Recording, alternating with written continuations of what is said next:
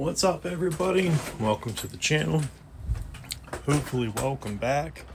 It's getting cold. I'm not saying winter's here because it's still fall, but nightly low last night was 45, and it's going to be 36 here in a couple of days, and the daily highs are going to be in the mid to low 50s. So it's time to start thinking about winter. And if you've been watching this channel, this is the Harbor Hut. It's a 10 by 17 Harbor Freight garage that I retrofitted into a tiny house. I lived in this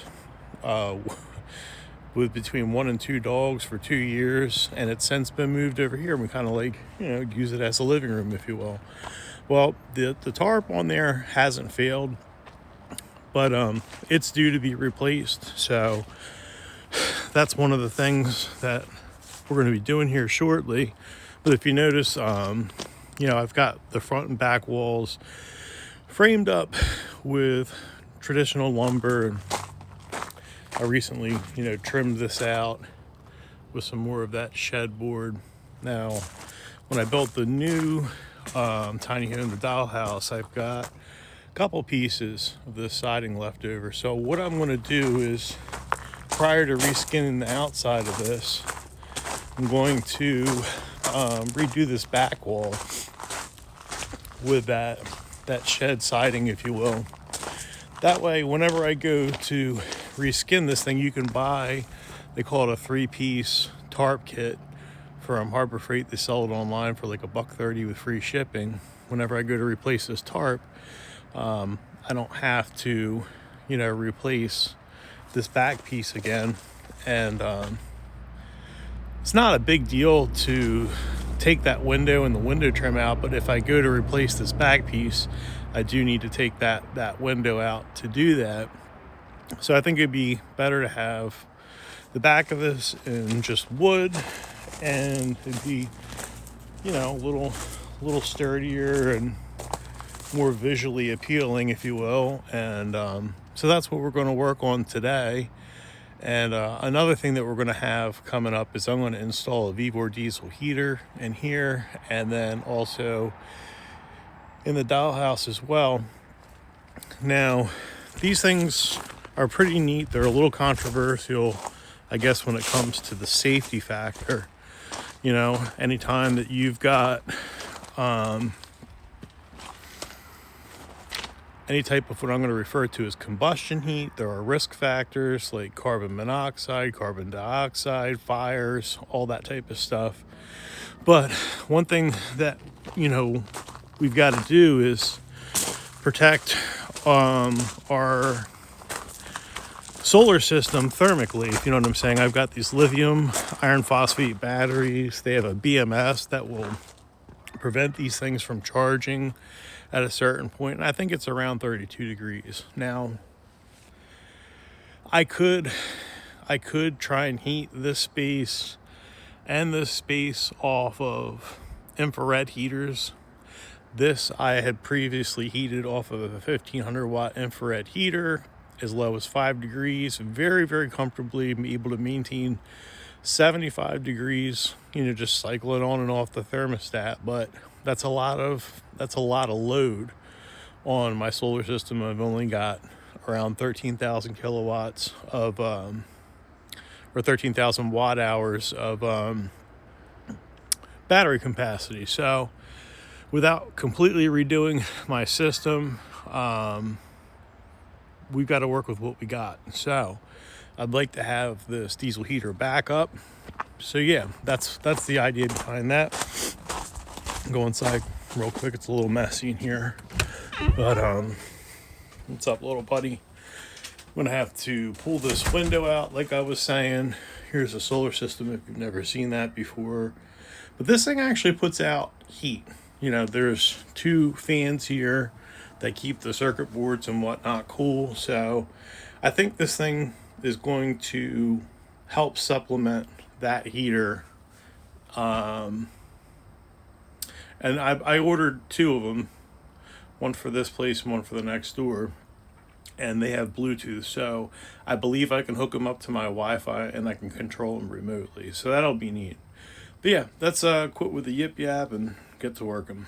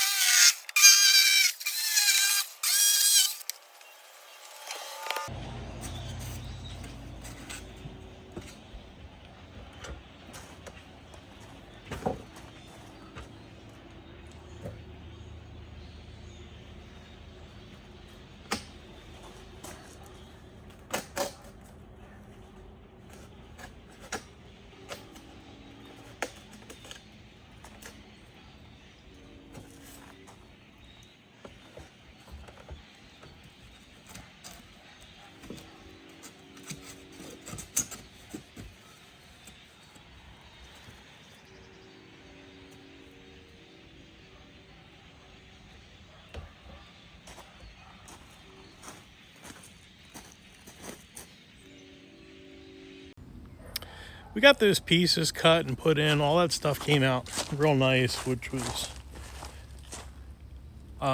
much appreciated, because you never know how that stuff's going to go when you're just making random measurements, if you will, and for all these complex angles.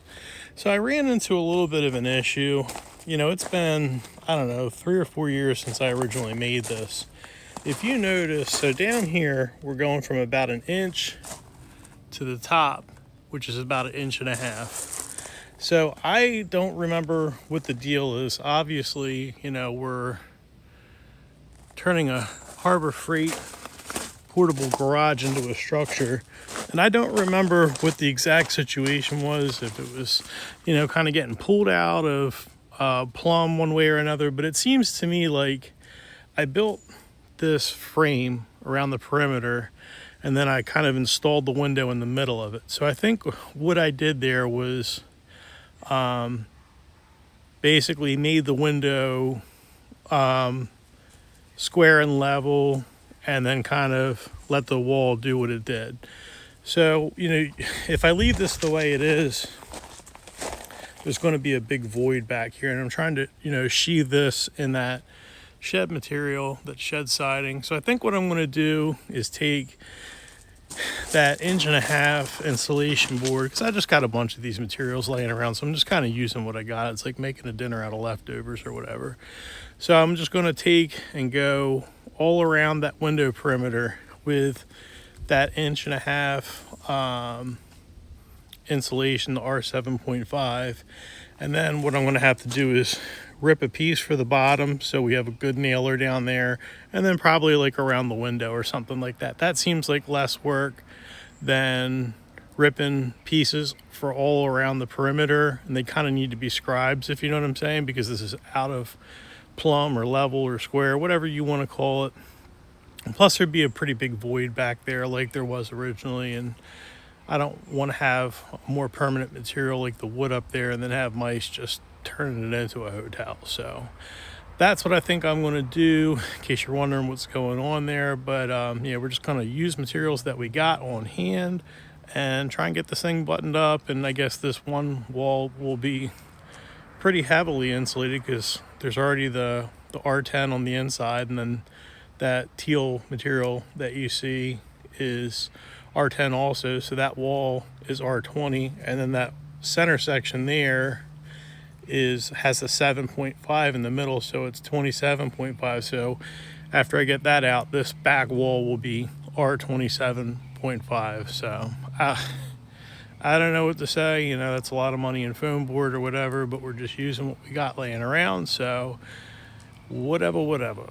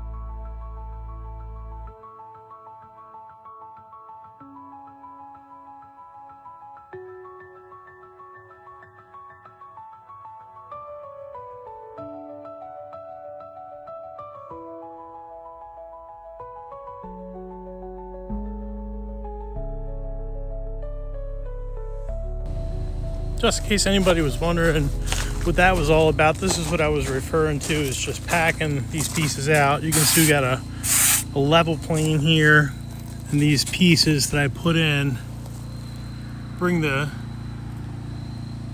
jam up to level with the insulation board. So that way, when I put the siding on, it all kind of screws down nice and level. And then we've got, like, you know, just a 1/2 inch gap behind here instead of what I was talking about before, a big old void where you see all the pink insulation. That was the other alternative. So just having a 1/2 inch gap there between the teal insulation board and the siding was what I thought was our best option. So I've already got this cut. I'm gonna go ahead and nail that bad boy up and get rocking and rolling. Now, like, this was, you know, doing all this insulation and whatnot and ripping those pieces, that was the most time consuming portion of this product or project. So let's get it moving.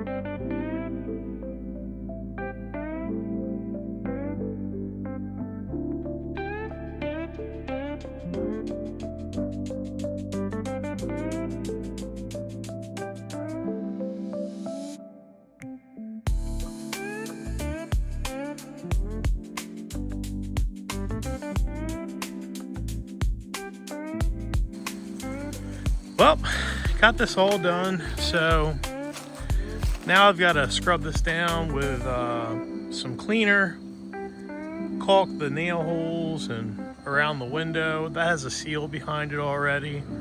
But yeah, unfortunately I had some really nice high quality paint that I had painted the dollhouse with. I guess it was 2 years ago, you know. And it's just the strangest thing. I had about 2 gallons left in a 5-gallon bucket, and it's like a brick in the bottom.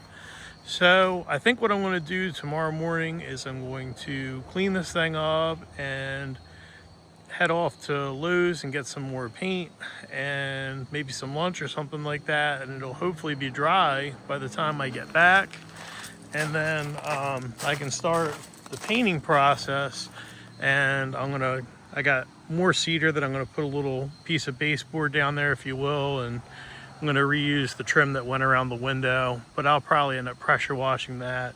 And I also have trim that goes for around the front door as well, or I'm sorry, the front window as well, but I had pulled that off for when I did painting, and I just never got around to it. That caulk took a little bit to dry, and I was just kind of on to the next thing by the time that had happened. So it'd be real nice to get this all painted up, and then if the video doesn't get too long, maybe we'll replace the tarp while we're at it, and I'll pressure wash that cedar trim that's along the bottom.